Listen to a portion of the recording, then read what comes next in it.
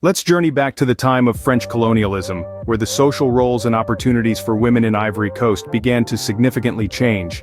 It was a time when women were seen as inferior, both legally and educationally, compared to men.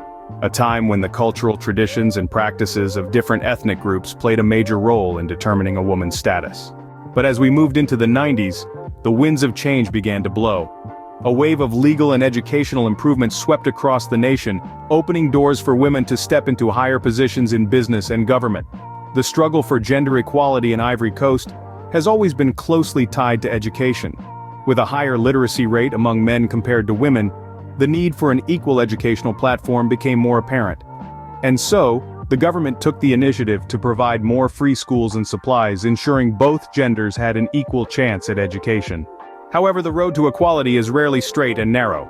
Cultural diversity within the country means that different ethnic groups hold different views on women's roles. While some societies grant women significant political and economic power, others have more traditional views. Religion, particularly Islam, has also played a role in shaping the status of women in Ivory Coast. Practices like polygamy and specific roles within Muslim communities have influenced women's rights and status. The African slave trade and colonialism further disrupted women's lives and altered their roles. But even in the face of adversity, progress was made.